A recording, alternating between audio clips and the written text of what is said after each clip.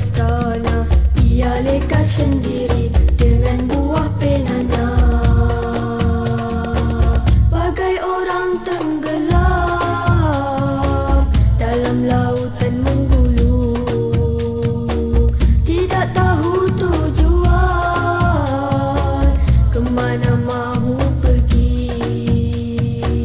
Bila Tuhan tak ditakuti, macam-macam boleh terjadi. Tiap orang tak ketahuan, halah hidupnya sendiri. Maka rosaklah di sana sini. Ada manusia puja alam sebagai Tuhan, mabuk dengan gelombang laut yang menggulung. Digambarkan dengan kata sastra mempesona, mereka tenggelam dalam gelombang sastranya. Ia leka sendiri dengan buah penanya, bagai orang tenggelam dalam lautan menggulung. Tidak tahu tujuan, kemana mahu pergi. Ada juga yang sibuk bercakap dengan emosinya sekali, mengelilingi seluruh negeri. Kadang-kadang berbohong sesuka hati, berkata tidak mengotak, mengecam orang tak usah dikira. Sudah jadi makan minumnya, sudah jadi makan minumnya. Bila Tuhan tak ditakuti, macam-macam boleh terjadi. Tiap orang tak ketahuan, halah hidupnya sendiri. Maka rosaklah di sana sini. Ada golongan sibuk dengan kesalahan orang, seolah-olah mereka wira agama, konon hendak membersihkan agama dari noda yang sebenarnya berlakon di depan manusia, bukan hidup realitinya.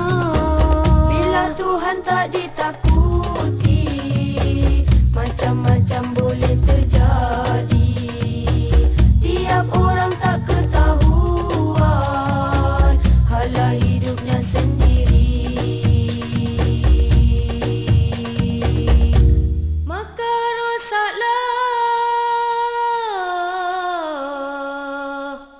di sana sini.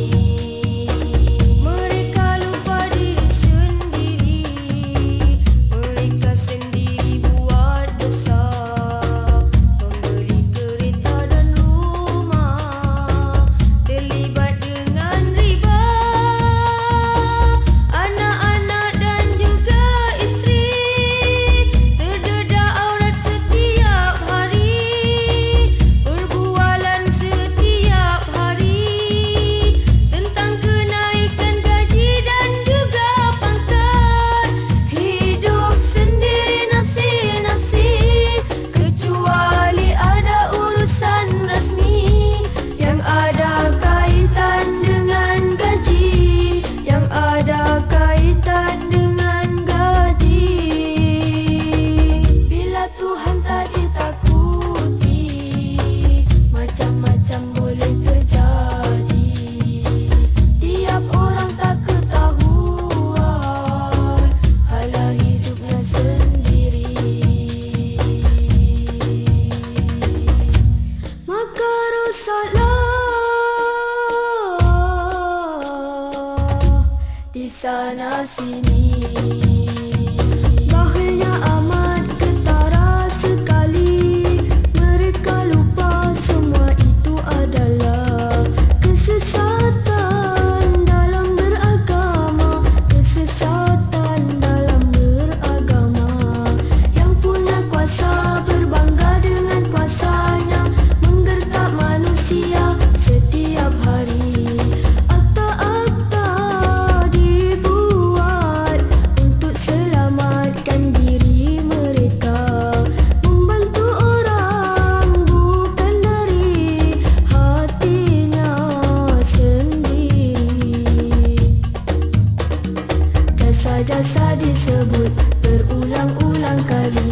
jasa-jasa disebut berulang-ulang kali, menceritakan dasar kepada manusia, maka hilanglah pahalanya. Menipu diri tak disedari, menipu diri tak disedari. Bila Tuhan tak ditakuti, macam-macam boleh terjadi. Tiap orang tak ketahuan hala hidupnya sendiri, maka rosaklah di sana sini.